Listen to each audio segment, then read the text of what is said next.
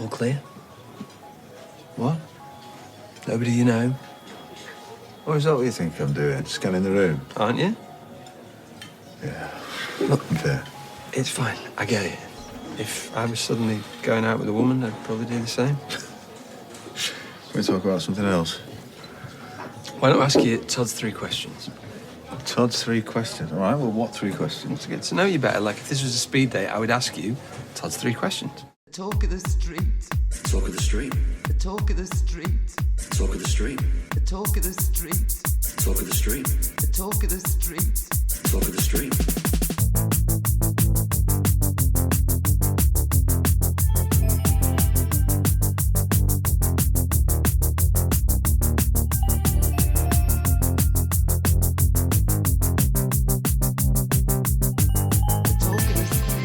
Hello and welcome to episode 360 of the Talk of the Street, an unofficial Coronation Street Catcher podcast that doesn't believe in Bigfoot. I'm Gavin. And I still can't believe you don't know who Curious George is. What do you mean you still can't believe? I still can't believe it. Still can't believe? I still can't believe it. After all this time, after all this half hour of knowing this? After I indignantly sent you a text in all caps saying, how on earth does Todd not know who Curious George is? And you saying, I don't know who he is either. To which I say, Margaret and H.A. Ray wrote that story like 20 years before you were born. You should know this. I knew he was a monkey. I couldn't have described you to him. Do you know about the man Or I in... couldn't have described him to you. I couldn't have described you to him either. Definitely not. Well, no, because he's a fictitious character, so you can't explain anyone to him. Oh, please explain more. So, like, when I say the man in the yellow hat, that means nothing to you. That absolutely means nothing to me. Shocking. Where do you stand in the Secret Seven? Yeah, go fuck yourself. How are you this week? I'm still alive. Oh, you had yet another lockdown. Once again, I am still alive. This is becoming a habit. I said I'm starting to think you're a jinx. I said to Mallory before I left, I was like, here's hoping that next week there's nothing gun related within the vicinity of the store. Mm-hmm. Yeah. One of my coworkers broke up with her boyfriend, and then her boyfriend threatened to kill her and all her coworkers. Oh, beautiful, for spacious sky. Welcome to America. We love our guns. More than we love our girlfriends, apparently. Yeah. What is even sadder is that of all of us who were in the store today, 90% of us have been in a situation where we've either been locked down in a school or have been in an abusive enough relationship where our lives were threatened by our significant others. Oh, you took a poll? I guess you do if you're locked down. There's nothing else to do, right? Well, you know, we're all like, yeah, this reminds me of the time I was working in a school and it got locked down because 2 parents were going through a divorce in custody and the dad threatened to come to the school and take their kid and shoot anyone who tried to stop him. I'm going to segue into something lighter. Please do. But also something that's related to what, well, at least I was talking about. I took a poll at work today to discover what people in America call the childhood game of knocking on someone's door and then running away. Uh-huh. Ding dong ditch or dash. Well, you said ding dong dash. Are you On the changing your mind now? I've heard both ways. Well, what did you call it? I believe it was ding dong dash, but I've also heard in other parts of America ding dong ditch. So ding dong ditch, my Minnesotan co-worker called it. And I think that's what it's called in the south of England or London. Really? It's called Chapdoor Run in Scotland, or Chappie, as it's shortened to. In Northern Ireland, it can also be called Belfast, which just lacks so much imagination. But 2 of my also quite co-workers, dark. the one from Ohio and one from California, were both shocked that this was a thing. What? That children would do such a thing. Would ring a doorbell and then run away? And the Californian girl said that she was a leech child. And I was too polite to ask what that was. A leash child? I thought she says leech. But maybe a leash child. Maybe like she didn't go out. Like her parents held her on a leash tightly. She wasn't able, like her parents were helicopter parents. That would make more sense than leech. Right, yeah. Although I guess it could mean the same thing, that you're stuck. It's quite possible. You're Your stuck parents on are something. stuck to you. I invite you, dear listener, to let us know what you called the childhood game of knocking on someone's door or ringing the doorbell and then running away. Kind of ruined now with the Ring camera thing, isn't it? Yeah, technology's kind of killed everything. Yeah. I imagine perhaps the reason why Ohio and California were so shocked was that they imagined it would probably end in either more gunfire Right. and death, or at least the cops getting called. Yes. Yes. If you've ever been in a lockdown situation, Oh, see, you're bringing write that back us to that again. and let us know. I cataloged a Styx concert poster today from Germany. Excellent. Das Sticks. Shall we preamble, my dear? Yes, please. Give us some of that antisocial Corrie news.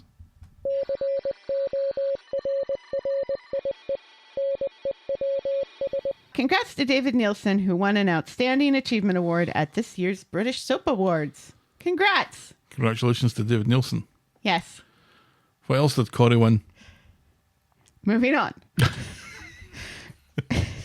It's arguable that wasn't even a category to win, Well, because it's predetermined, right? right, yeah, but still, that's somebody from the show being acknowledged for their achievements. Mm-hmm. That's good.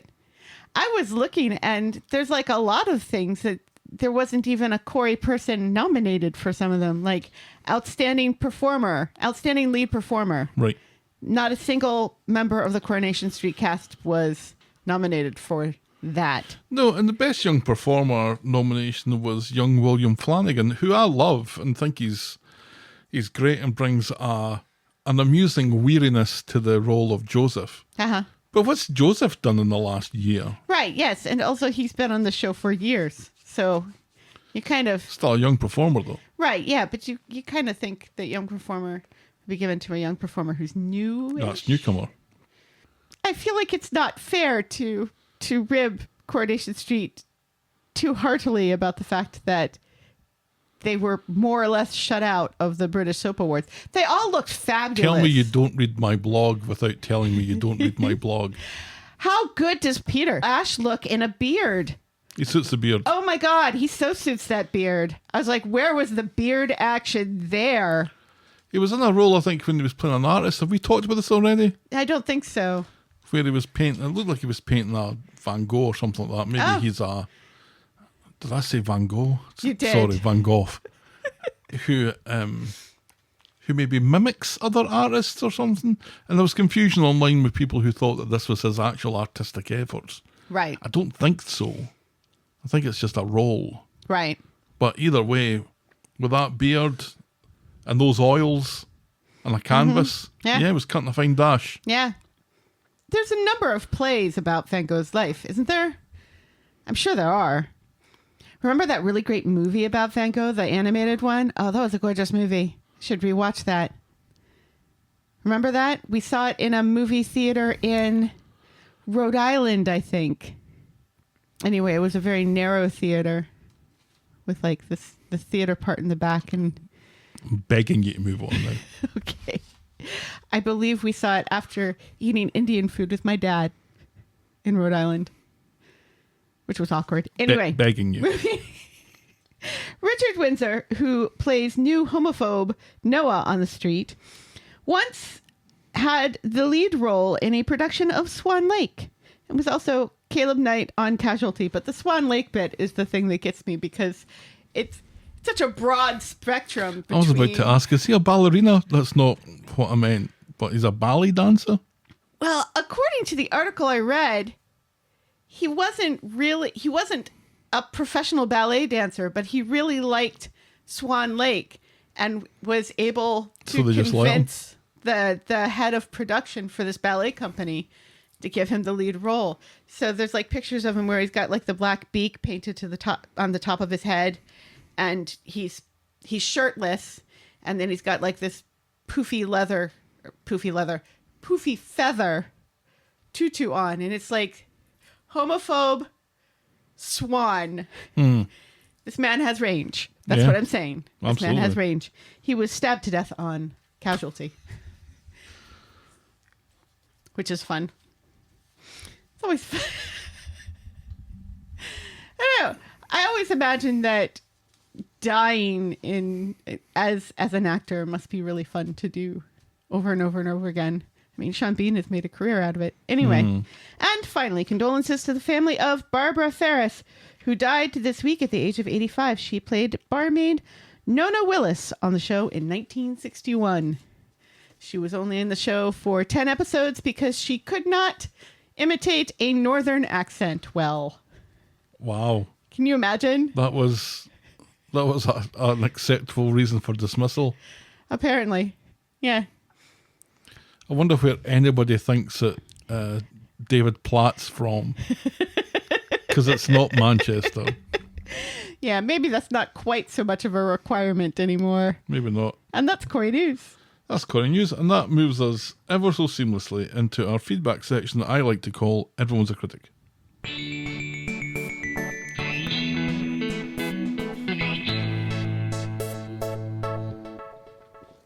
Now, I was going to make a sting for this the last time we had,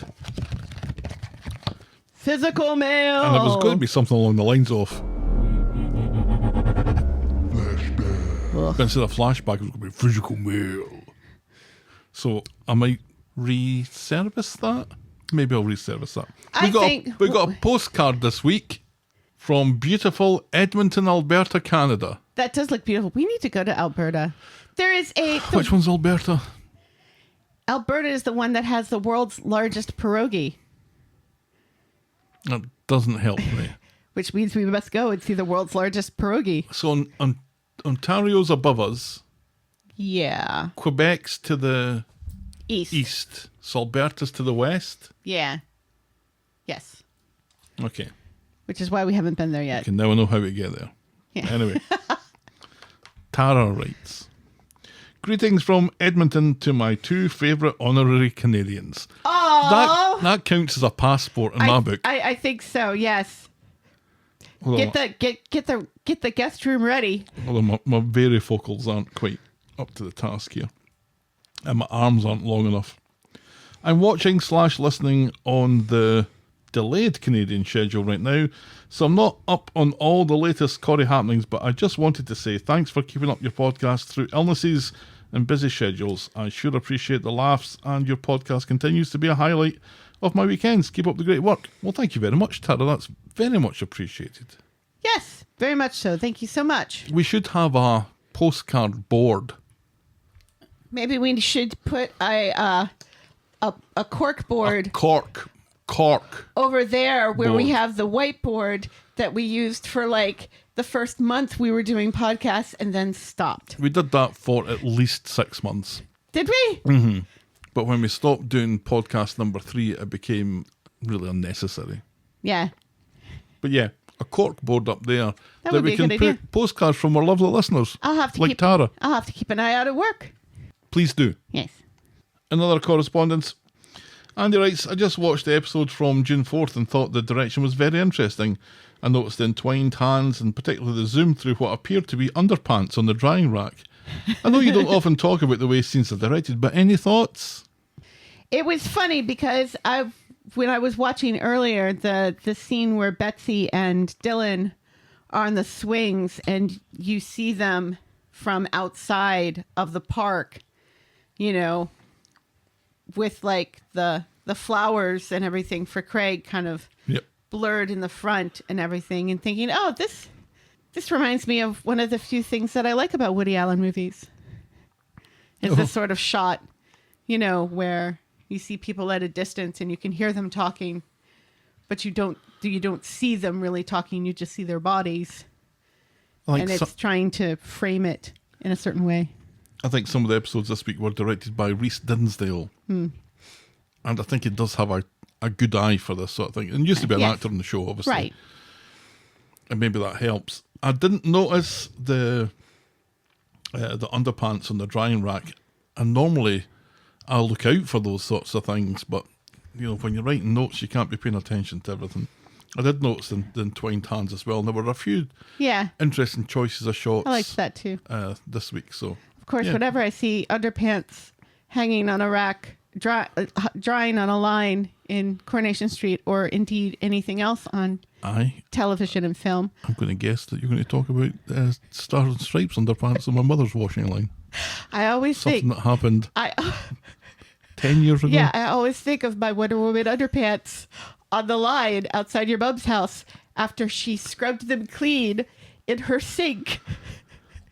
You still got those pants. I do still have those pants, yes. Why wouldn't I? They were really well made. Clearly, because my mother scrubbed half the life out of them. I got them on Etsy, so they were like handmade by like a person. So For some reason, I thought you were going to say Tibetan monk there. no, They do know how to make underpants, though. yeah, but that doesn't really mean anything, because remember those plaid ones that you got me from Etsy as well? Those didn't last nearly as long. Oh, well. And now you don't buy me underpants anymore. No, because you never stop fucking complaining about it. The last pants that you bought me, no, that I want to turn us into and some kind of accusation podcast Yes, that's well, underpant based. But your MeUndies that you bought me don't have any flies, Those are the and last. those caused me so much confusion every time I go to the bathroom. Now, those aren't the last underpants I bought you. We're not talking about them. Cheeky's comments have been waiting patiently in the wing here. Moving on. And they didn't fit. Sean's storyline. They fit enough. He is literally the worst parent ever to be present in a soap opera. If you can't tell that your own child has changed and become more direct because of his time in the stabby teenage centre, then I don't know that you should be parenting children in the first place. Also, Thailand is exactly where Eileen should be. She needs a fresh start. She deserves the opportunity to be the best person she can be without complications, and I think it's a great way for the actress to gently leave the show and still have an impact. Yeah, I think so too. Yes, I agree. Then Sharon writes, "Hi Tim and Sally, wasn't..." Aw! Well, Probably the most accurate one yet. Well, wasn't it nice to watch a week of Corrie and not The Bill, Casualty, and the Stabby Teenage Centre? Really enjoyed going back to happenings on the street like it should be. Sad to see Eileen go and taking Jason with her. Fed up with the will they won't they saga between Carl and Abby. Glad to see Dylan sticking up to Brody's bullying. If I'm honest, I don't think it's anywhere near as good as it used to be. I have it on, but I'm not really watching it like I used to. As long as I've got your banter to listen to, I will be happy. After your comments last week about me becoming racist, I've decided it's not for me. Talk soon. Sharon, British, never racist. There we go. That There we works. go. That works. absolutely works. That works beautifully. Thank you so much to Sharon, to Cheeky, to Andy, to Wendy, and to Tara on the physical mail. Feedback is always welcome. Send us your thoughts and I'll probably read them out. Get us at thetalkofthestreet@gmail.com, or our DMs are open at Corrie Podcast. So we love it when people write actual letters to us. Send us your proper mail. Postcards would be nice. To the Talk of the Street, P.O. Box 12, Eaton Rapids, Michigan, 48827. We will also accept boxes of chocolates and ketchup potato chips. And underpants that fit. Please note that we reserve the right to edit feedback, but only in the interests of brevity. And now we'll podcast for coffee.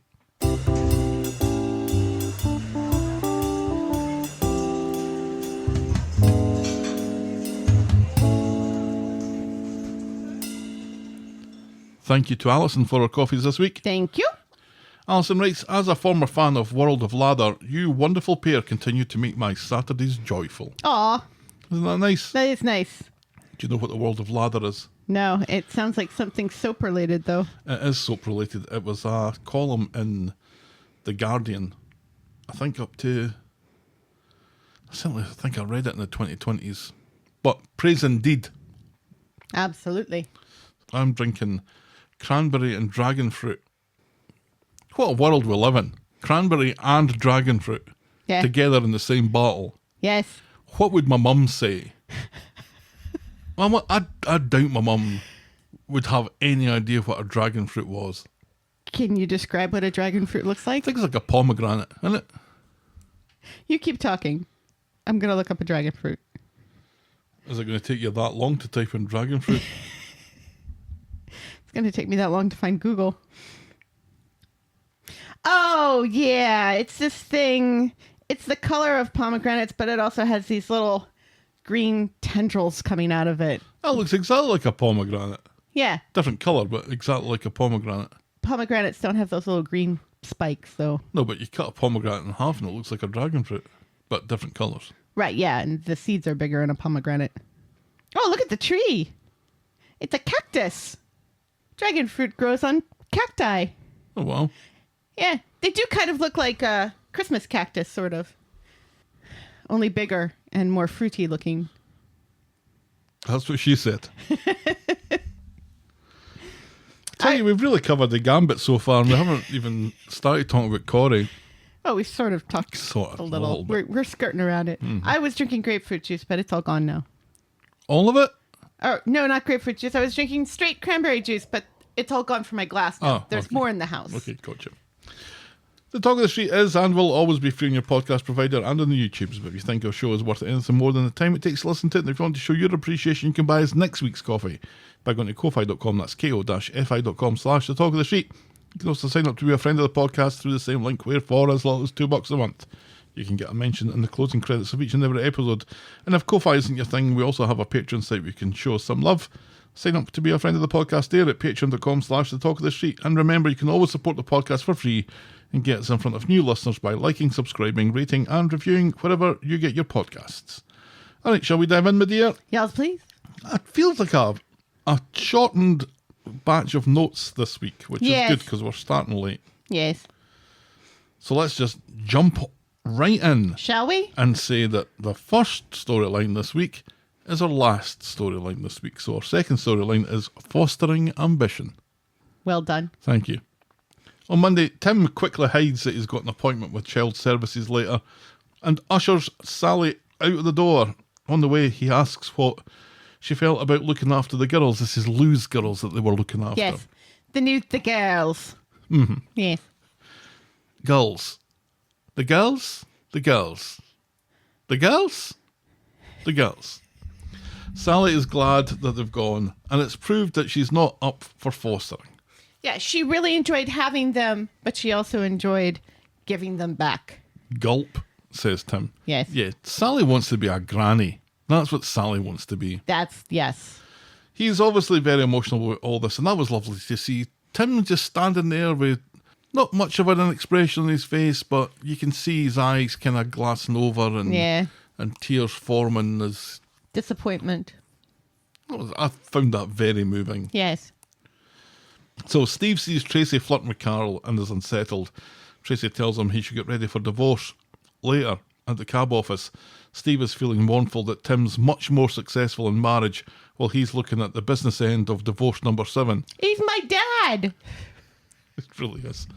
Back home, Tim is shocked when Sally comes back for a kombucha, and she's suspicious when he's well dressed and the house is clean. Yes. She thinks it's a ruse to get their hole, but then the door goes and it's... It's working for her. It was.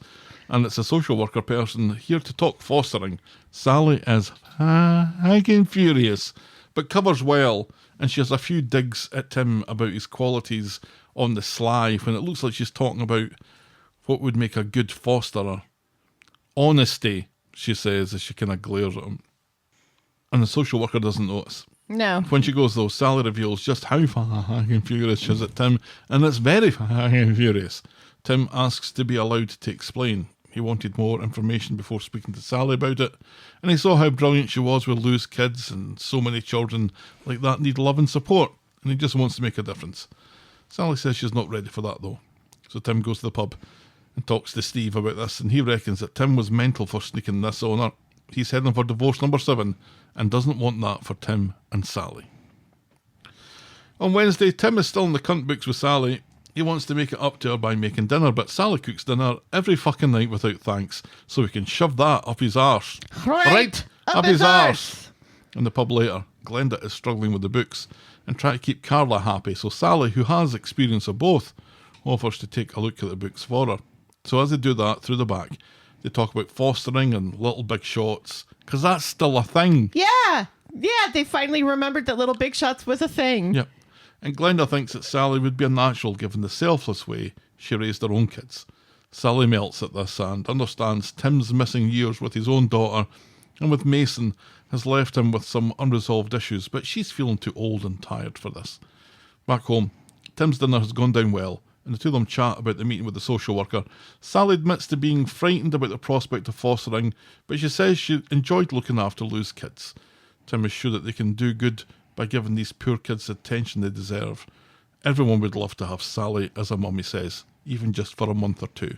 Aw. And Sally now wonders that it's maybe not too late after all.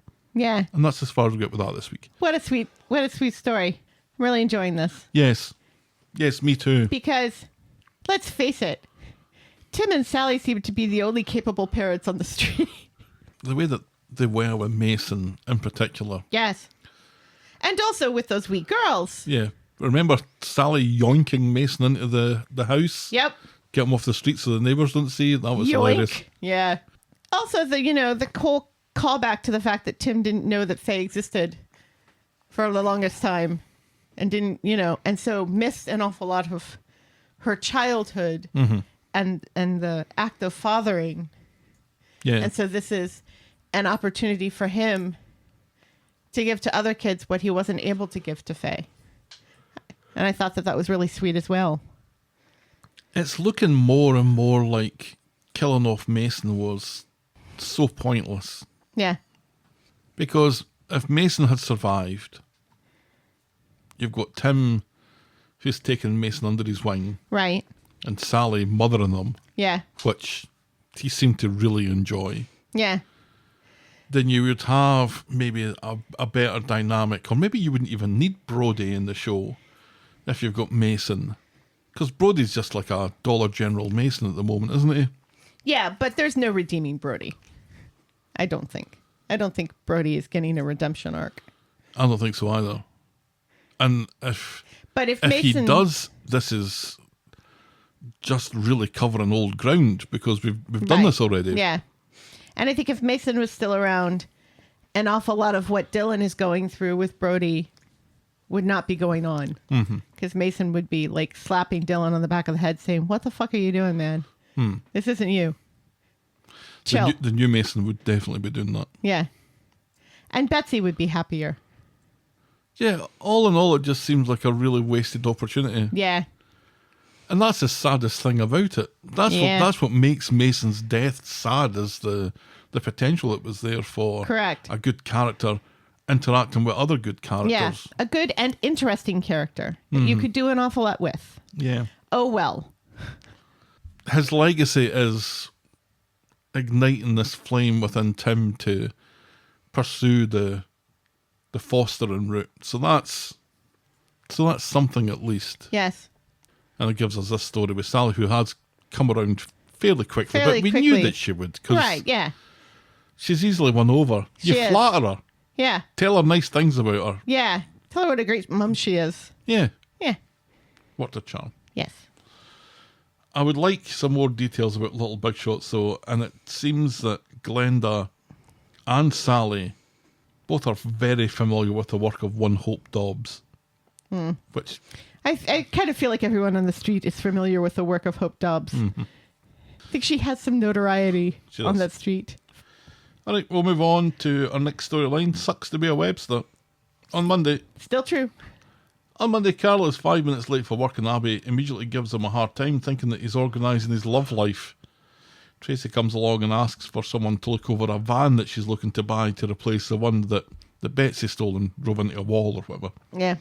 Carl is only too happy to oblige. Abby is sick in her mouth a wee bit at the flirting. And she continues to be in a bad mood with Carl for the rest of the day and warns him about meeting with Tracy. He poo-poos it and sends her home to look after Kev and his short hair. Abby is champing at the bit, but Carl's mind is on Fiona and her cash.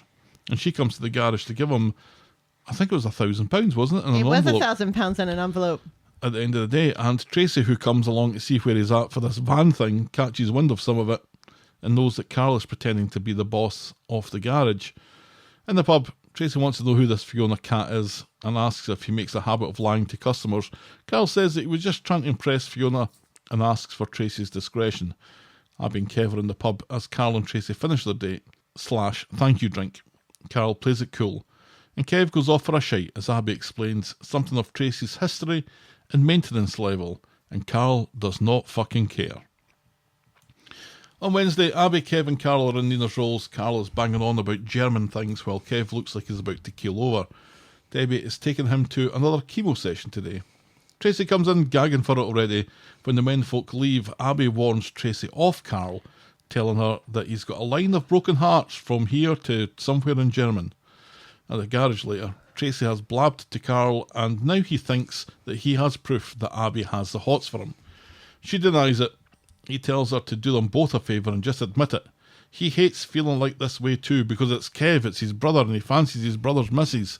The situation's terrible, and he says that Tracy is a distraction and Abby is the one that he wants, that he really, really wants. Honey. Abby storms out, and Debbie is struggling to count out her change. Ronnie comes in with Leanne and offers to put his great arms to fantastic use to help out, but Debbie snaps that she doesn't need any of his fucking help, gives Asha 20 quid and leaves. Leanne puts it down to strain because of Kev. That was really kind of heartbreaking, her kind of going through the coins and not being able to remember what is what. That's like me with American coins, still. The dimes are the wee ones, right? Yes. I never know that when I'm looking at them in a shop. If I'm looking at them at my desk without any pressure, I can remember that a dime is worth 10, but in a shop it's just impossible. It does say 10 on the coin. And tiny, tiny writing. Because it's a tiny, tiny It's coin. a tiny, tiny coin. Yes. It's got Eisenhower on it. But, yeah, she doesn't know how to count the change, and then when she wants to get out in a hurry, and she hands Asha 2 fivers for this thing that's like $4.50 or whatever it was. Right. It says keep the change. And Asha has to give her back one of the fivers because she's not keeping. No. She's not giving 10 quid here for a $4.55 right. or whatever it was. And it looked a little bit like that extra fiver was a mistake. Yeah. And they just rolled with it. Yeah. But it also, it's frustrating to me because it almost kind of seemed like Ronnie was sort of twigging to what is actually going on there. But then later on, it's like, oh no, he didn't actually twig. That's what's going on here. See, I think he is as well a little bit. Just the way that he's looking at her and even attempting to help her count change would give you some sort of pause, wouldn't it? One would imagine.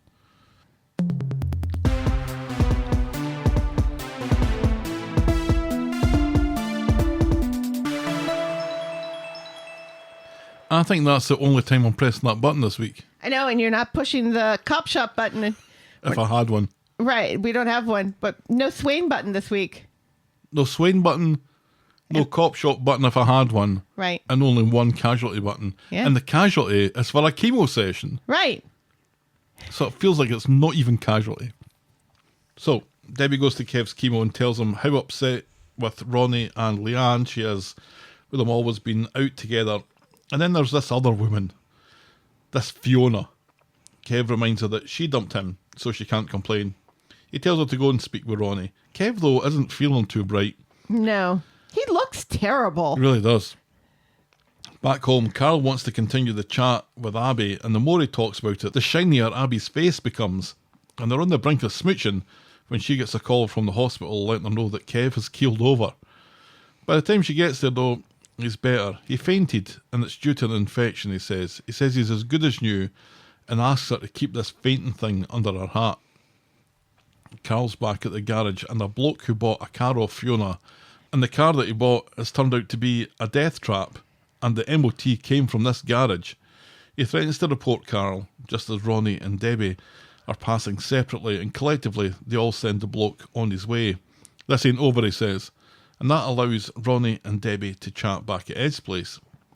They talk about Kev passing out, and then And then she tells him to keep it under his hat. But then she seems to misunderstand a text from Abby and doesn't realise that the K is short for Kevin. Right. And Ronnie points this out to her, and she says, oh, yeah, of course. And again, Yeah. have you seen somebody who couldn't count out change earlier on in the day and then doesn't realise that the K in a message is Her brother. an initial for her brother? Yeah, you're maybe going to start to add that together. One would hope. Rodney insists that he and Leanne are just friends, but Debbie remains evasive about this Ross person. So their talks swiftly break down, and Ronnie yells that he wouldn't kick Leanne out of bed even if she asked him nicely, which I don't think means what he wanted it to mean. If Leanne asked me to kick her out of bed, I wouldn't, even if she asked me nicely. What? That sounds wrong. It does sound wrong, doesn't it? Carl calls Fiona and tells her to repay the man, and then he goes to see Abby, and the two of them admit that they can't control themselves, so she thinks that you should go back to Deutschland. And in the pub, Ronnie is telling Leanne about Kev fainting, and the two of them do still seem to be just friends. Back at Kev's, Abby is mollycoddling him while he wonders when Carol will go home, and seems to lament the idea now that everyone's got used to having them around. I've really enjoyed Kev and his fainting and his desire to keep it under Debbie's hat, and then everyone's talking about it. Right, yes. And remembering to keep it under everyone's hat. But for me, it's like he faints. He's getting chemo. He faints. He has an infection. He's immunocompromised because of the chemo, and they just let him go home. With antibiotics, they send him home. Yeah, they didn't like hook him up to an IV full of like emergency antibiotics to try to get rid of it quickly before letting him roam in a germ-infested world when he's immunocompromised. This doesn't seem right to me. Just hook that bad boy up to some antibiotics in an IV. Kill the infection really fast. Look, and maybe Helen, keep it's him important overnight. for him to go home so he can have that conversation with Abby. What? They couldn't have a conversation with him in a hospital bed? No. That's dumb. We're just praising them for not having too many hospital scenes this week. Right, but this is a hospital scene that would make sense as opposed to any others. And we also see Asha working the store. We don't typically see Asha behind the counter at Alhan's and Alhan's and Alhan's. Allahan's cubed. We do not, and it's nice to see her there. Yeah. It's normally Addy, Right. It's not Addie this week. and it's not Dev because he's still in India. Right. And it's not Evelyn because she's in college. Apparently Dev is coming home soon, though. So that's good. Good, yeah. We've missed him. Really having his unpredictable behaviour. It's always good for a laugh. Yeah. The British Jeff Goldblum is what I like to call him. But the Kev stuff with his fainting and keeping it under your hat, it's those little throwaway bits. See, you're rolling your eyes, but it's those throwaway bits that I'd really appreciate.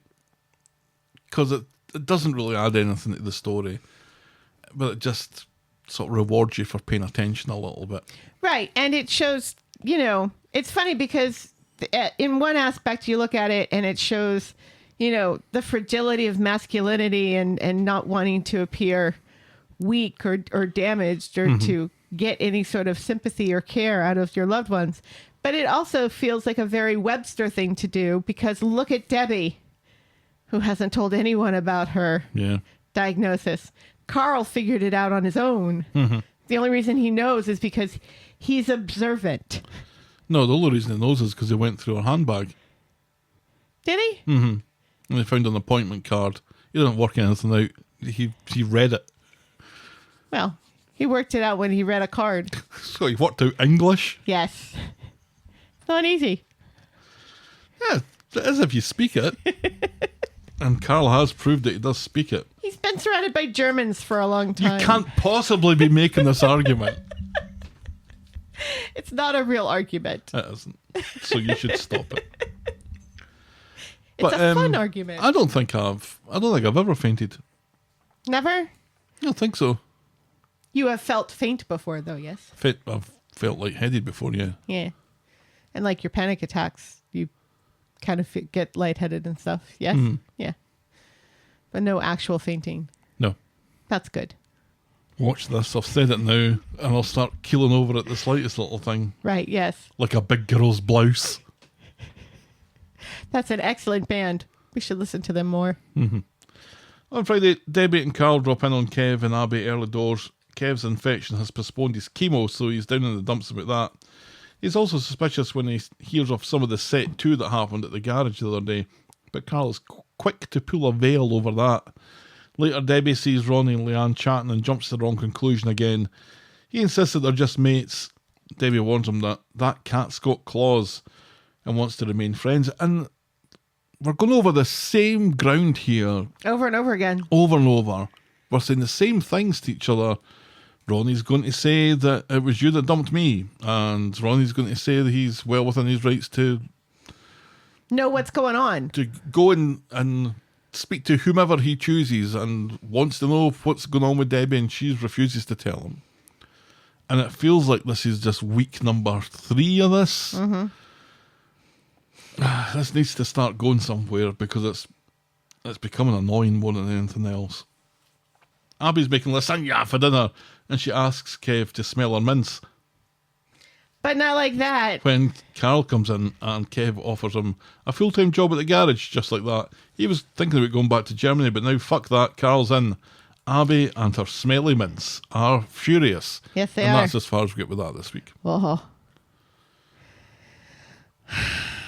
Just get on with it. Just please get on with it. Or not. I mean, don't get me wrong. I hate Abby and Kev together because Kev is a terrible, terrible person. Yep. And the cancer doesn't make him a good person. It doesn't. It arguably makes him worse. But Carl's not that much better. And I feel like if Abby was going to cheat, she wouldn't keep it within the family, if you know what I mean. And I also still don't think Carl is hot. I'm sorry. I think he's a good-looking man, but I don't think so. as this is going on, and he's revealing more about himself, the whole thing with the MOTs is Yeah. is Dirty. ill-judged. Dirty. He's desperate to get money for whatever reason. He's willing to put his brother's business on the line for it. He's also willing to put his brother's relationship and marriage on the line. I thought he was a good guy when he was caring for Debbie, but there's probably ulterior motives behind that. Yeah, because remember that one time that Debbie almost told Ronnie what was going on, and Carl interrupted her. Mm-hmm. And it's like, that doesn't seem like that's a good idea. I saw some speculation online suggesting that maybe when Abby and Carl do perform the physical act of love, that Debbie walks in on them and Carl is able to convince her that it was her dementia. And if that's the way that this is going to go, That will be very icky. very, very icky. Yeah. Gaslighting someone with dementia is not a very moral thing to do. No. Gaslighting anyone is bad, but especially someone with dementia. Yeah, that's taking it to an extra level. That Yeah. isn't great. But yeah, it's just it's a repetition of it that it's just making this this storyline that with Debbie that nobody really. Oh, here I am. I promised them not to complain about this and make my peace with it. And I think I have made my peace with it. And that Debbie is a great character thanks to the acting that's behind it to put into this situation, because Sue Devaney's going to put her absolute 100% into it. But if you're going to do this, don't make me bored of it. Right, exactly. And that's kind of where this is going. Yeah. She really needs to tell her family about this and not just Carl. Yeah, seriously. I like that the MOT thing got found out after 24 hours or whatever, but again, that happened on Wednesday, then nothing happened on Friday, and I really wanted that to continue going, because that's really the thing that's going to bring Carl down, I guess. But, oh well, maybe we'll get it next week. Who knows? All right. Okay, we'll move on then to our next storyline, Hardman Dylan. On Monday, Indiana's Rolls Lou and Sean have a bit of a run-in as he warns her to keep Brody away from Dylan, who is due out at the Stabby Teenager Centre tomorrow. Gary is quick to jump to Lou's defence for some reason, but felt the same as Sean did when Mason got released. Sean goes to see Dylan, who suddenly seems hardened by his experience inside. He doesn't care about Sean's concerns and says he'll do whatever he needs to do on the outside, but he's not coming back to the SDC, and no bastard copper's going to take him alive. Chatting with Gary later, he advises that Sean be prepared for the fact that Dylan may have changed. I've changed. See? I've been on the inside. See? Yeah. I'm a 1930s gangster now. See? If he has changed, I guess he's maybe better at pool than he used to be. Mm-hmm. And he knows how to throw a punch now. And he's been doing some reading. So his general knowledge has probably improved as well. Yes. He's changed in so many ways. And Daniel has taught him lots about The Sopranos. So now he really knows how to be a mobster. There you go. Shake people down.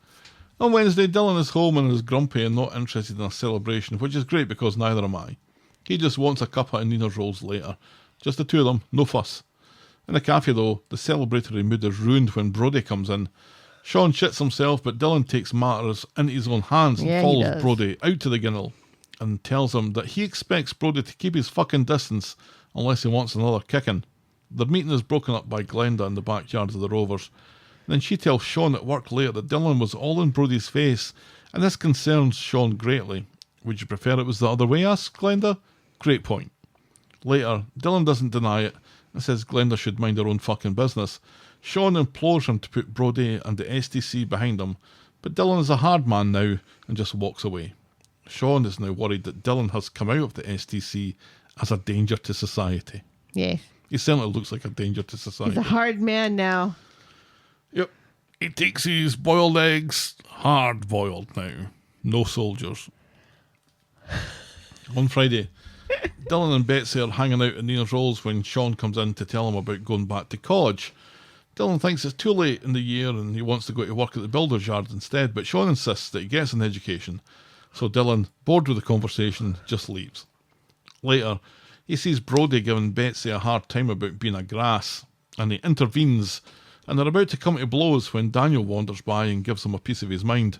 Yes. Brody barges by Dylan and leaves, and later, after Daniel has had lunch with Dee Dee in another storyline and been given some decent advice, he finds Betsy and Dylan and reminds them that everyone judged Mason and now Mason's dead, so let's not do the same for Brody because nobody wants Brody dead. Or do they? Or do they really, really, really want that? Yeah. A little understanding goes a long way, he says. Betsy and Dylan just look at each other.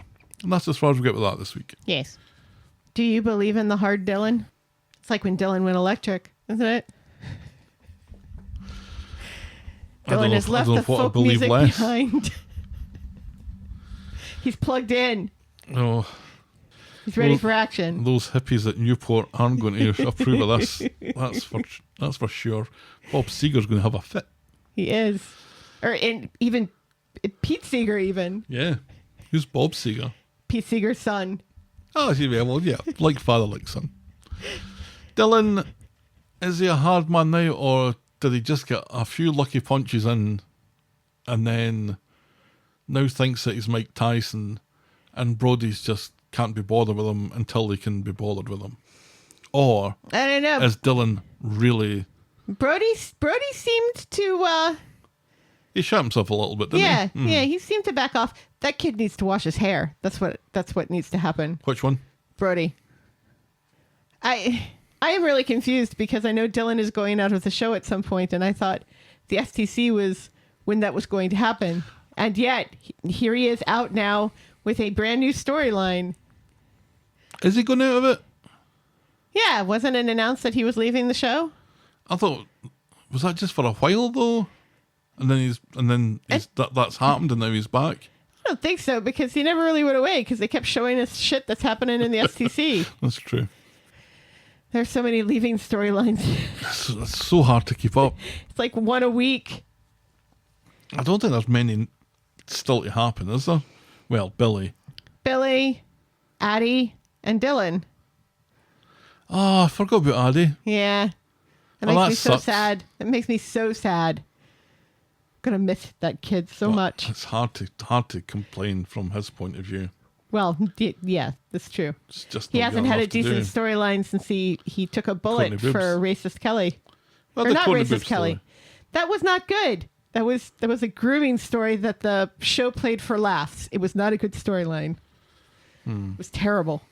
His last good storyline was when he gave his virginity to Kelly the Chin, who then ran off with the doctor. Was that after Dev chose to save Asha? Yes. Yes, remember when Dev chose one child over the other in a car accident? Didn't even think about it. Didn't even think about it. Oh, God. And yet we miss Dev. And yet we miss him. No, I don't know. So you think it's genuine? He is a hard man now? I mean, as genuine as it could possibly be. I mean, for kids his own age, he's not squaring up to any adults who could kick his ass. Like Daniel? I would say he like Gary or David or what's his name? Brody's dad. Mick. Yeah, Mick could kick his ass if Brody asked him to. But Mick is in jail now. That was fun with Daniel overseeing that and recognising, I taught both those kids in the STC. And now look at him. Doesn't put two and two together that he changed neither one of them. Right, yes. By teaching the Sopranos. All he's doing is putting a video on in the class and then Right. fucking off and Yeah. reading a magazine in the Right. teacher's lounge. If only they hadn't lost that one season of How I Met Your Mother. If only someone hadn't smuggled it out into the grown-up jail. There you go. All right, let's move on to Sister, Can You Spare a Baby? On Friday, Dee Dee is heading out of a busy Bailey house. She's the best auntie in the world to Glory, which makes Ed make a face And Glory speaks! like he's about to say And something about she's Layla. fucking adorable! Yeah. Glory says words, and it's so cute! Was this the same Glory? Because Glory was always adorable. Yes, she's still adorable. I don't know if it's the same kid. I haven't seen any announcement that they've changed it. And she's still young enough that she's probably still played by twins. Right. Dee Dee says that she's focusing on her work, so shut the fuck up, Dad. They meet up later at Nina's Rolls, but she has to zoom off for a custody meeting, which again makes Ed make that same face. She's in the bistro later when Daniel comes in. They've both been stood up by their mates, so Dee Dee suggests that they have lunch together. And don't you fucking dare, Coronation Street. Don't you dare. Don't you fucking dare. Don't you fucking dare. How dare you even suggest this? What is wrong with you people?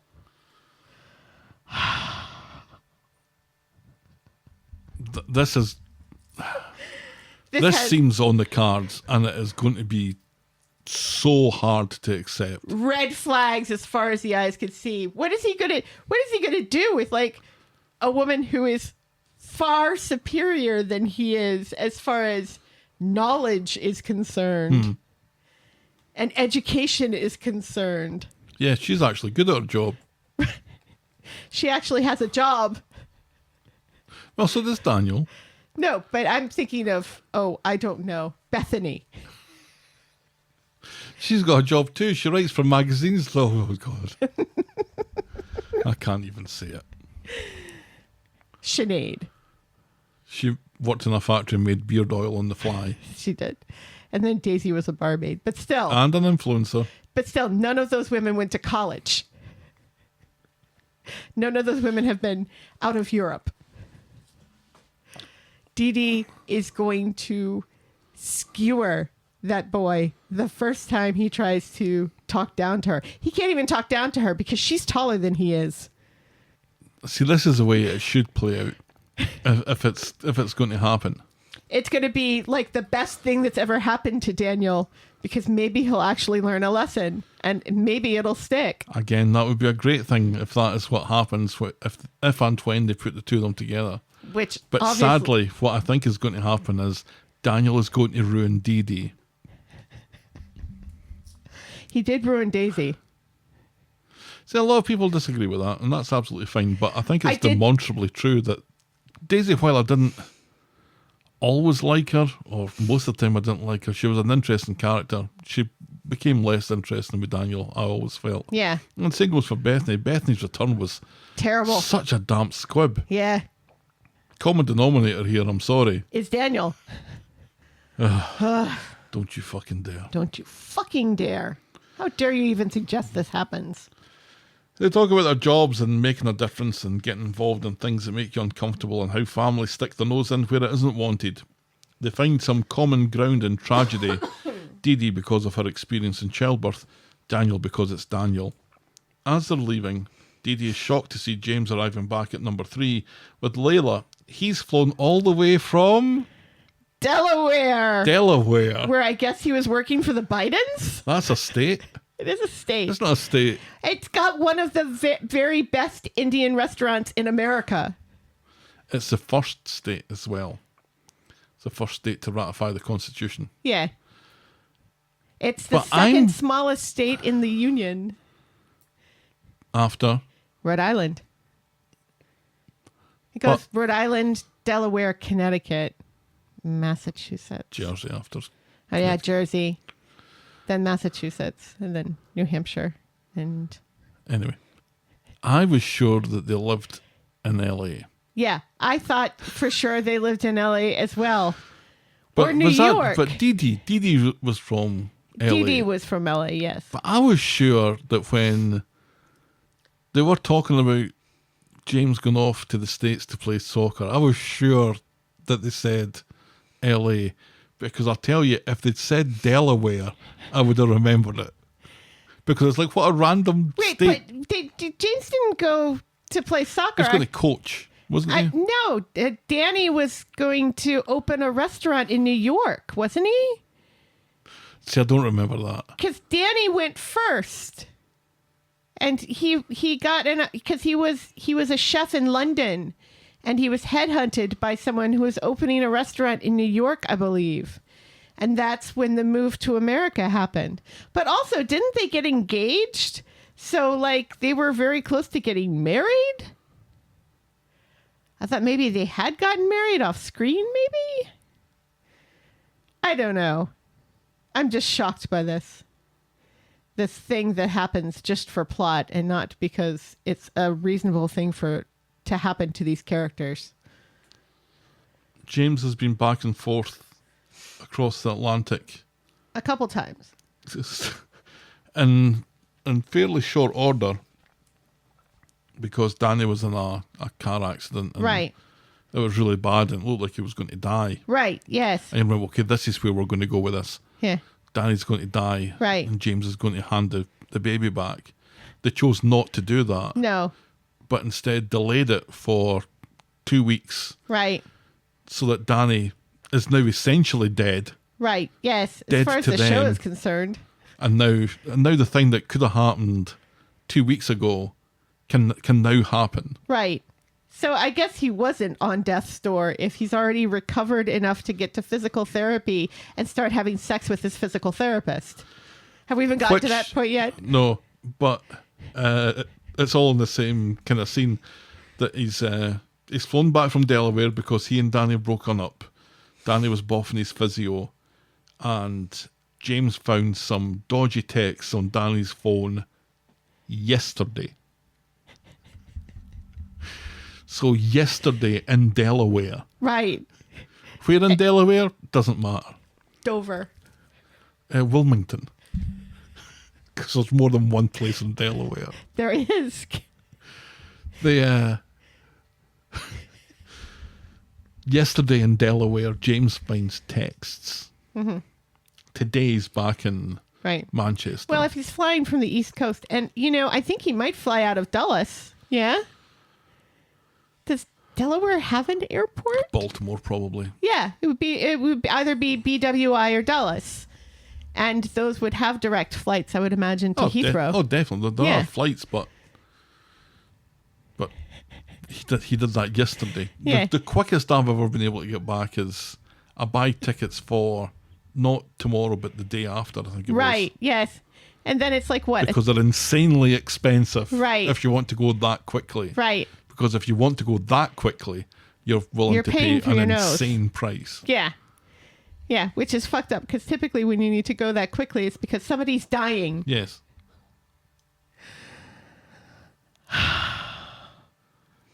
I don't know. I don't know. There's so many badly chosen variables here. Right. But at least they were smart enough to put him on the East Coast. So that it's slightly more reasonable that maybe he flew, he booked a ticket. He found the dodgy texts, fought with Danny, broke up with Danny, made the flight reservation, Now you're where I am. got somebody to drive him and the baby to the airport, got on an airplane, flew, what is it, like, 12 hours? No, that's like probably 7 or 8. Yeah. Is there an airport in Manchester? Oh, yes, it's an enormous airport in Manchester. Okay, I don't know. It's a tiny country. We have airports. Right. But Heathrow's quite a big airport as well. right. Yeah. So I just assume it's either Heathrow or, flying into Scotland or something. Does Wales have an airport? Yes. I'd imagine there's one in Cardiff, Yeah. at least. Yeah, so there's one in Edinburgh, there's one in Glasgow. There's more airports than that in Scotland. Okay. But those are the two I know. Okay. Those are the two I'm familiar with. I don't know. It's such a tiny country. And when I think of like the states that are the same size as the country or the countries of the United Kingdom, that's like what? Well, that's Delaware. Isn't it? It's about the size of Delaware, isn't it? The size? No. Is No, it, not the size. is it bigger than Delaware? Yeah. But not by much. No, probably quite a bit bigger. It's like New York, Maine, maybe. It's the size of Maine. And The I think, United Kingdom? yeah. United Kingdom is roughly the same size as California. Really? Mm-hmm. It doesn't look that big. It is, though. Are you sure? Very. Okay. All right, then that makes sense because there's like 10 airports in California. Because that's how you measure the size of countries. Right, or states. It's how many airports they've got that you can name. Correct. Like, I mean, what? Michigan, we've got Detroit, we've got Grand Rapids, we've got Flint. And I'm sure there's one like on the UP somewhere. Yeah, there's Lansing as well. Yeah, that's not... Do we count that as an airport? It flies international flights. Why are we talking about airports so much? I don't know. Because we're trying to figure out how James got here so quickly. This is why he's not in LA. It's because it would take too long. So It would rather take too long. Yeah, he has to be on the So- East Coast somewhere. But the answer to that is I found the text last week. Right. Yes. That would make more sense. Yes. And also, why wouldn't you put him in New York? I thought for sure that Danny's restaurant was in New York City. Why would it be in Delaware? Has anyone from the show ever been to Delaware? Can the writers find Delaware on a map? Why Delaware? They just looked up the order that the states joined the union and picked number one. And that's Delaware. It's like if they randomly picked like Iowa. You'd be like, why Iowa? Right, but if it was New York, or if it's California, or if Right. it's even if it's Boston, you probably Right. wouldn't say nothing. Yeah. it's Texas. We only laughed a little bit when Summer went to Boston. The University of America, remember? Yes. Boston Commons Drive, America. So anyway, Anyway. Dee Dee is furious with all this. This wasn't part of the deal. We're going to get so many letters about the fact that I think that the United Kingdom is the size of Delaware. Do you know what? I don't think anybody gives a fuck. That stupid fucking American who talks weird. She doesn't know how big the UK is. You don't know. The Bailey men don't care too much about this detail in Toast family. James realises that he shat all over Dee Dee's chips right enough, but Ed tells them to stay here for now. Later he chats to Dee Dee in the backyard. She thinks that she sounded selfish earlier on. He says that he knows that she had a lot on her mind and thinks James Doesn't want to stay without her blessing, so Dee Dee gives it. That's my girl, he says, doing as you're told. And that's as far as we get with that this week. I was going to say that we've talked about the storyline enough, but most of it was airport-based. I'm just so fucking sick and tired of these men guilting Dee Dee constantly. There we go. Constantly. I would much rather talk about airports, honestly. Because this story is so terrible, the way these men treat Dee Dee on a daily basis about the fact that she's given this child up for adoption. And it seems like James is the only one who kind of cares about her feelings, but only a little bit, because he flew back here knowing that how this was going to affect Dee Dee and does not care. I'm also devastated that Danny and James have broken up because they were so adorable together, and I really liked Danny. I liked Danny. Danny was a great character. He was a chef. All right, then, we shall move on to our final storyline tonight. This is Phuket You, Coronation Street. Ha ha. Ha ha ha. That's a pun. On Monday, Jason and George are up early and mull over the situation with Eileen over a splendid cup of tea. George is sure that he's on the way out, but Jason puts it down to the emotion of the other day. Meanwhile, Eileen is fuming over a horrible story in the Gazette that paints her and George as murdering con people. Remember last week, George proposed to Eileen and she turned him down. Yeah, she said, I don't want to get married to you ever. Yes. Yeah, that's Not now. Not ever. Not ever. Never. There's only one person that could be responsible for this. Tracy fucking Barlow. Todd is unsure, reckoning that she's a mate. Theo comes into the Undertaker's and they make up after Todd's outburst yesterday. Todd agrees to drop it about Noah and the conversion therapy thing. Later, Theo has his arms exposed as he meets Danielle and the Rovers to talk about Millie's upcoming birthday. He notices that she got a text from Tracy and accuses Danielle of tipping off the media about Julie. Danielle is shocked at the accusation, shocked I tell you, and nips off for a shite in disgust. Theo gets talking to an eavesdropping Steve, who gives Theo a tip that Noah was super interested in the situation with Julie yesterday. Mm-hmm. Later, Jason and Danielle bump into each other at the bar, and she seems very much to enjoy his chat, to the point where, without very much effort, he manages to talk her back into Eileen's and into Mary's bed, where they successfully get their hole. Yes. Meanwhile, Steve tells Eileen about Noah, then asks her about her intentions with George, who by any measure is a lovely bloke. He advises her not to be like him, who's on his 7th divorce. So, because Steve is my dad. So back home, she and George are about to have a heart-to-heart when Todd and Theo come in, and they all chat about Noah just as Jason and Danielle come down the stairs. Ruh-roh. Ruh-roh. Jason is shocked to discover that Danielle and Theo are married. Eileen massages her temples. It turns out that Danielle did this deliberately to get back at Theo. She did it. She wanted to do it with a real man. Yeah, and apparently, somehow, just because of the fact that Jason mentioned that he had a brother named Todd, she was able to deduce that it was the Todd. Mm-hmm. Somehow. Not an awful lot of Todds in the UK, I wouldn't have said.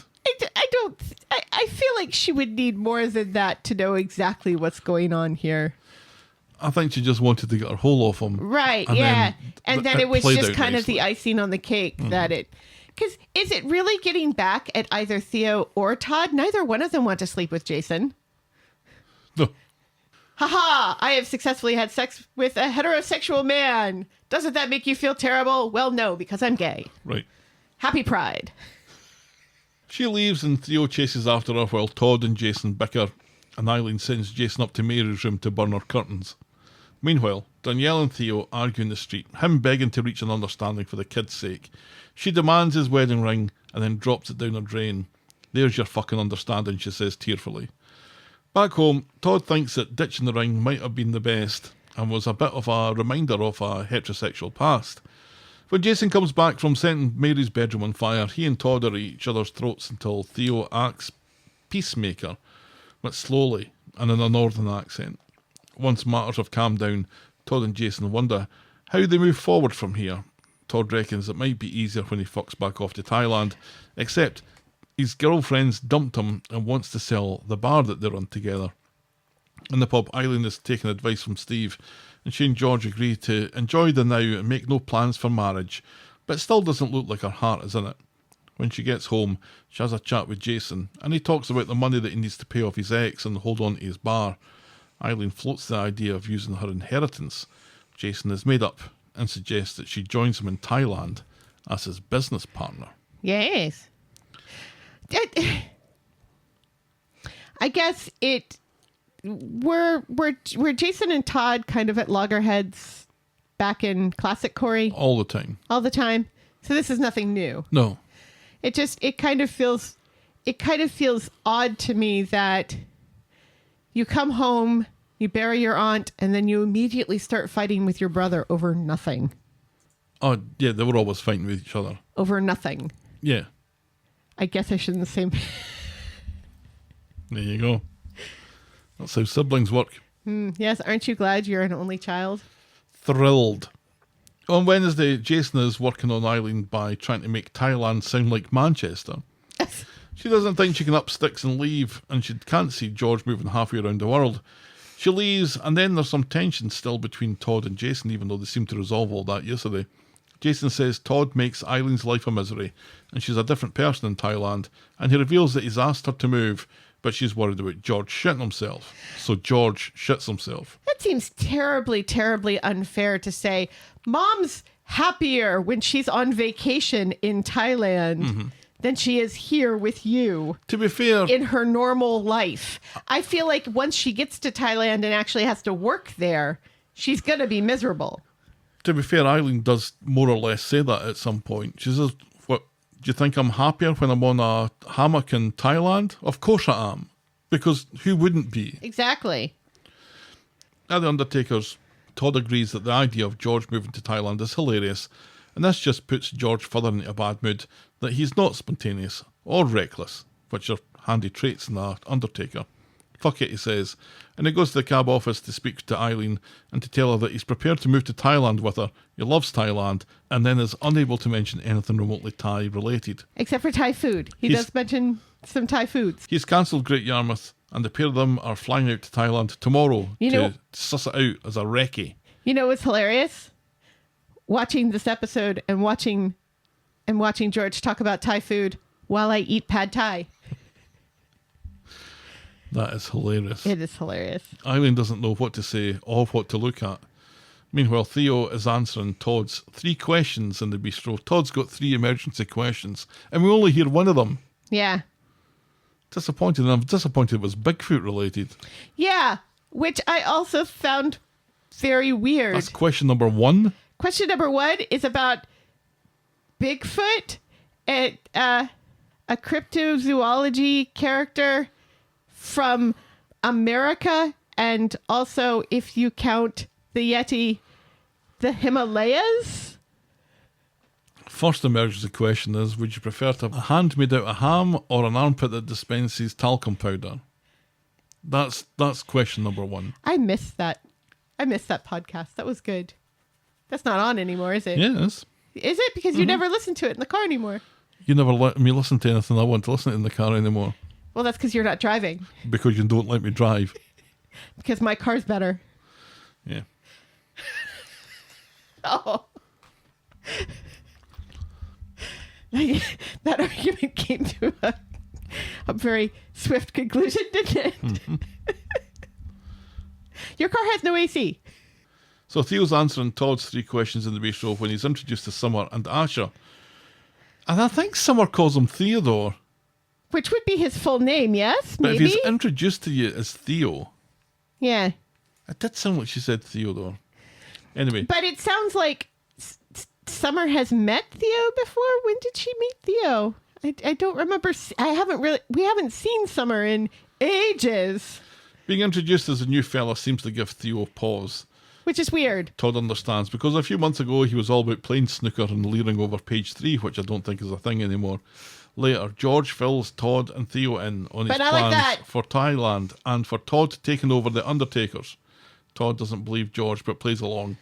Todd and Theo are about to become intimate when Millie bursts in and announces that she can't live with her mum anymore. Oh, Millie. Well, there's always room at Eileen's. On Friday, Eileen is concerned about Millie staying at hers and wants Todd not to let this become a habit because Millie, well, you know. She's a Bobby Brown. Todd tries to talk to Millie about Theo and finding common ground, but it's difficult with Millie because, You know. she's She's shaving her head and eating Eggos. And they give her like the worst, most homophobic lines. And I was like, have you met a member of Gen Z, writers of Coronation Street? Have you met Gen Z? They do not talk like this. Todd comes in after meeting with Danielle, who wants her to move back. Millie refuses to go back unless Theo moves back for good. Back for good. Millie doesn't know how gay works. No, she's like, why did you become gay? And we're like, girl. But then she also says her mum is such a hard ass, she could turn anyone gay. Right. And that's not how this works, sweetheart. What is wrong with the education system in your country? Meanwhile, at the Undertaker's, Glenda is letting her disappointment known about George's plans to move to Thailand. George seems to know it's a terrible idea, but he has to do this for Eileen. He goes back to Eileen's and hears Millie and Theo argue about his sexuality, and he eventually says that he has to be true to himself and that he couldn't live a lie, and he should have done something years ago. George seems to see a bit too much recognition in Eileen's eyes, and she quickly conceals that when she's beckoned to the police station, which we don't see. No, because it's boring and they've let her off.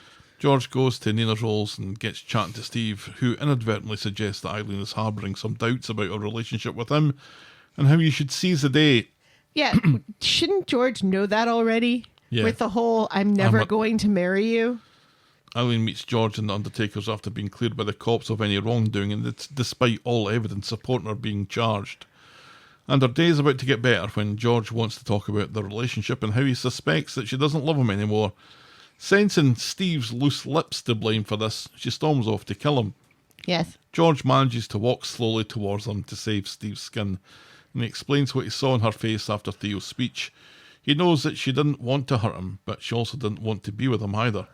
Eileen looks about the most relieved she's been since they decided that she and George weren't getting on, and she admits that she loves him, but as a friend.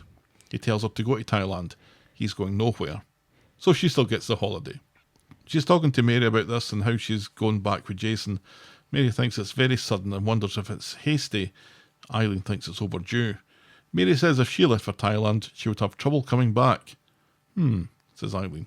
And she goes off to see Steve and Tim at the cab office and then chat to them about their relationships and love. It makes her realise that she doesn't have to stay here and she could move permanently, just like Mary mentioned a few minutes ago. Yes. In the pub, Jason is explaining Thai visa requirements to everyone, which I was kind of glad of. Yeah. And I looked this up before he said it. All you do need to do is renew your visitor's visa every 3 months. Right. Which you do effectively by leaving and coming back in again. Yeah. You get back down, but then you get back up again. And you do that for 2 years and you can get a permanent residency, I think. Yeah. That sounds doable. Does sound doable. I do like Thai food. I don't like heat. You don't like heat. Heat doesn't work for you. Or gigantic bugs and snakes. Oh, Jesus, no. But it's cheap. Well, parts of it are cheap, I think. Yeah.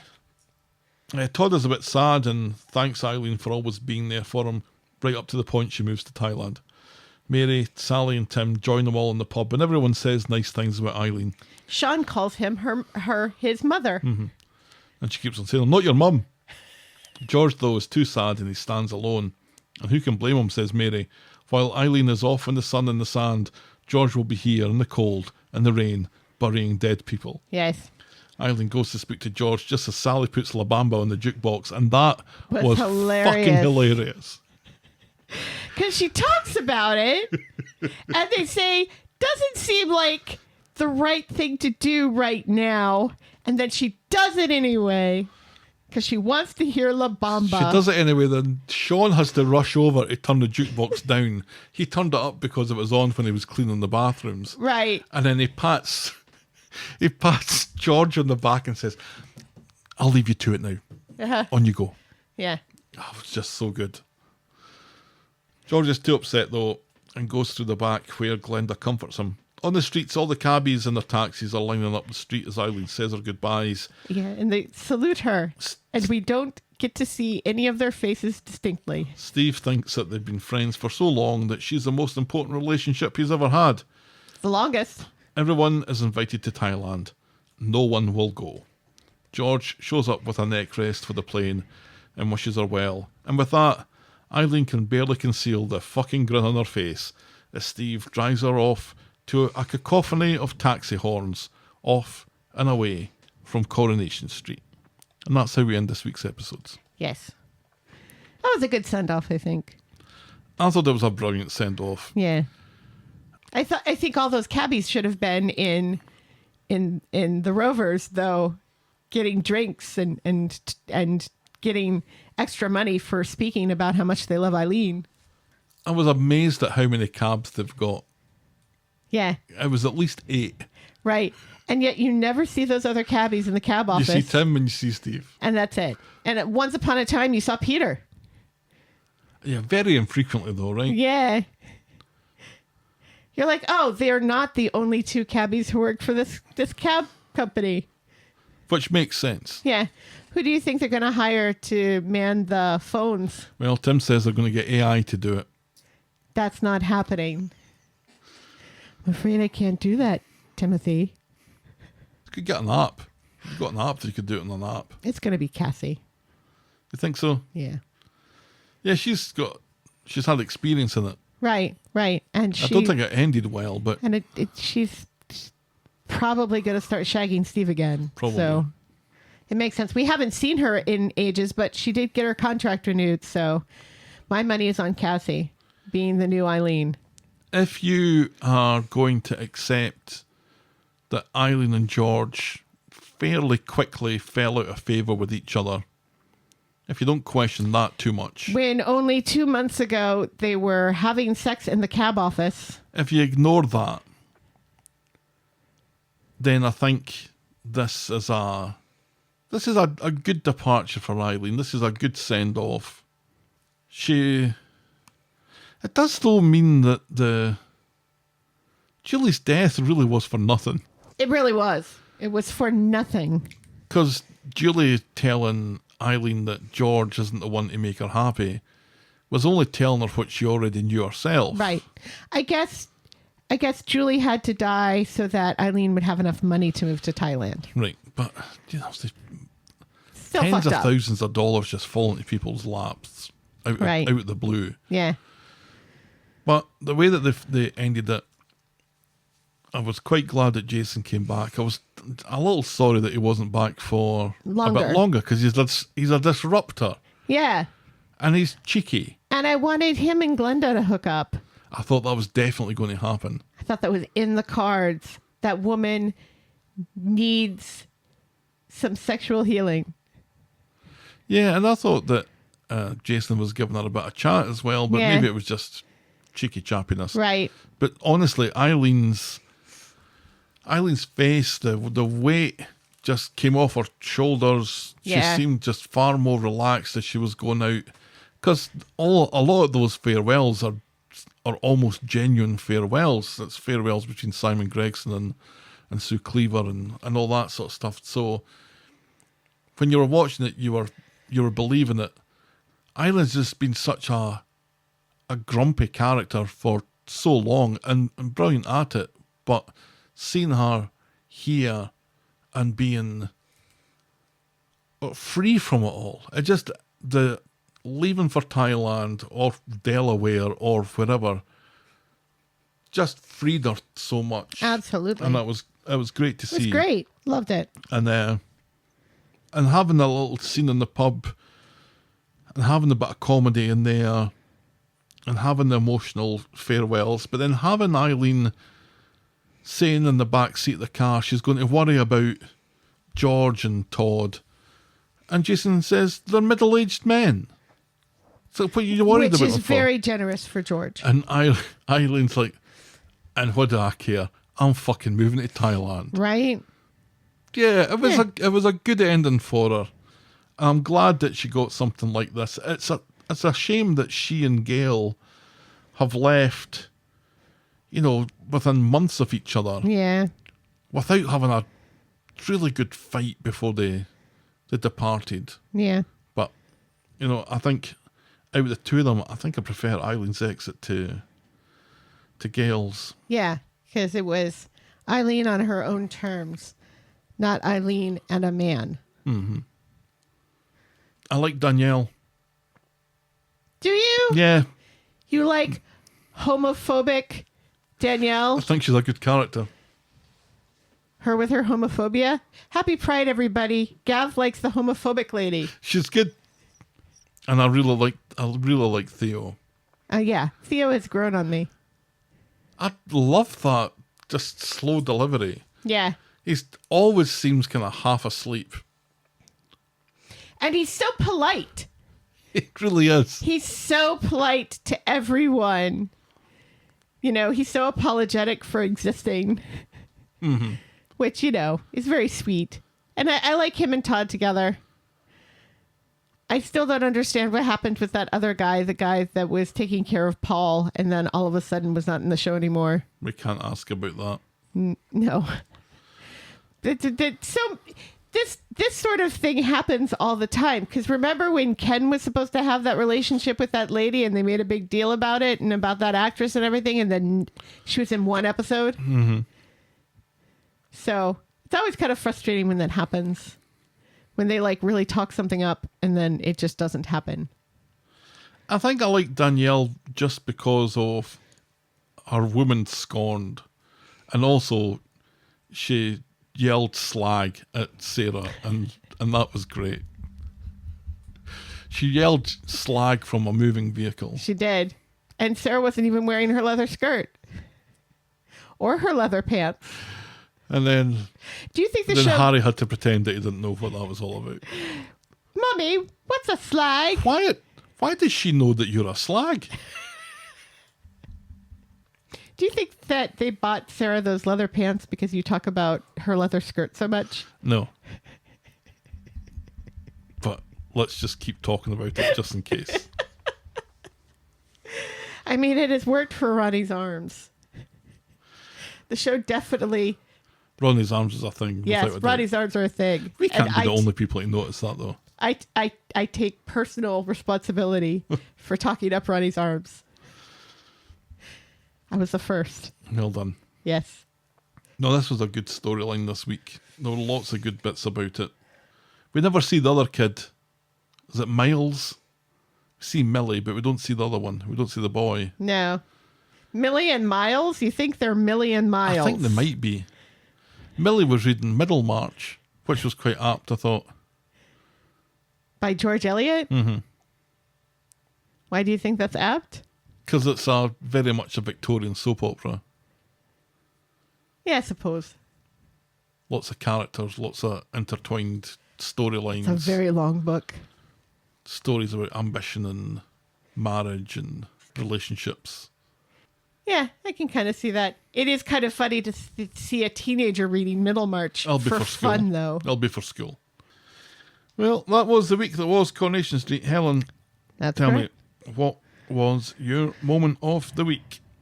Eileen Sundolf with all the cabbies saluting and honking their horns. That was a lovely touch. Was it Yeah. that or was it the jukebox? The jukebox was... Can we just, like, say Eileen's goodbye? Like, to all of it? That's an extended moment of the week then, I guess. Yes. But I thought especially the cabbies was a nice touch. I just wish we could see their faces and know their names. The cabbies was a great touch.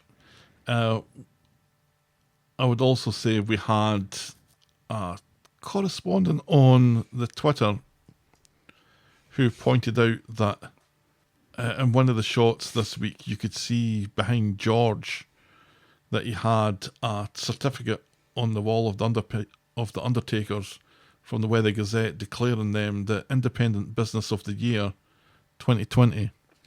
So well done, George, and your Undertakers. It was the business of the year during COVID. Yes. It was this week that I was like looking at the shelves behind him and all of these things that kind of looked like like cases for wine bottles to when you give wine as a gift, and it's like, oh no, wait, those are urns. Those must be urns. 'Cause they're not giving wine away at the Undertaker's. Probably not. Those are just very fancy urns. All right, Eileen's send-off and the cabbie salute is our Moment of the week. Bar moment of the week. boring moment of the week. Daniel wasn't really boring this week. He doesn't say any 3-syllable words, but is it Ed worrying that Dee Dee being a good aunt is going to make her depressed? I feel it's Ed somehow. Yeah. Dee Dee, no. Oh, Dee Dee, no!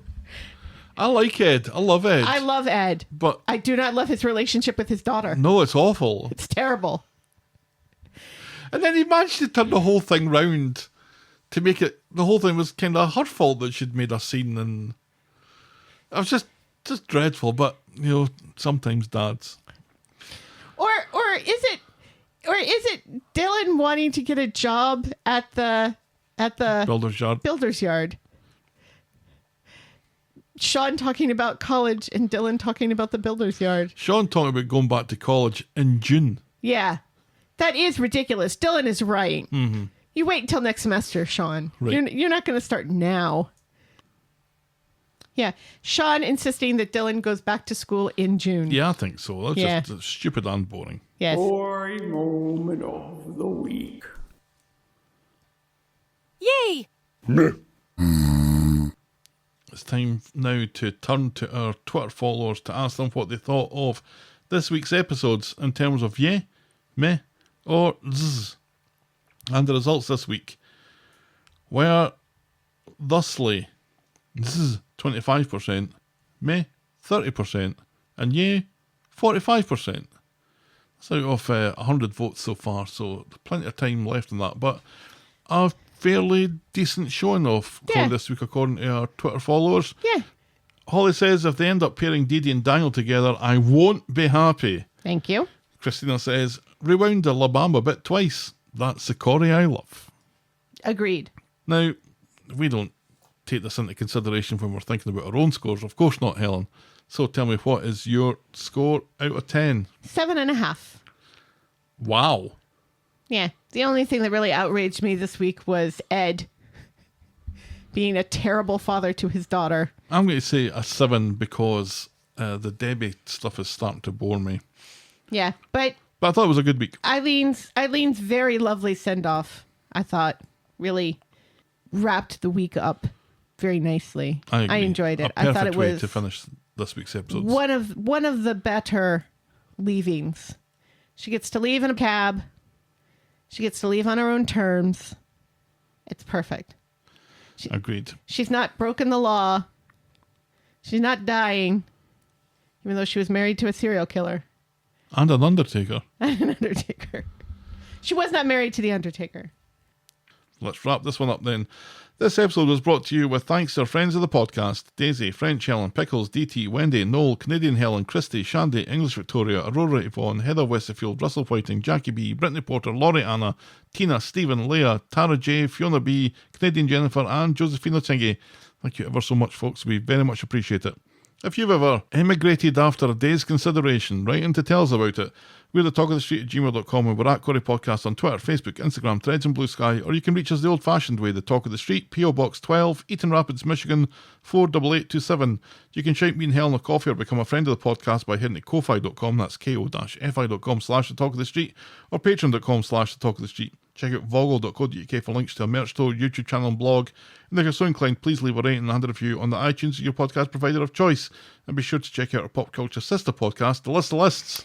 No Frank Sinatra this week. Thanks for making it to the end of another episode, and we will be back next week with more I'll talk of the street. The Talk of the Street. Bye. Cheerio.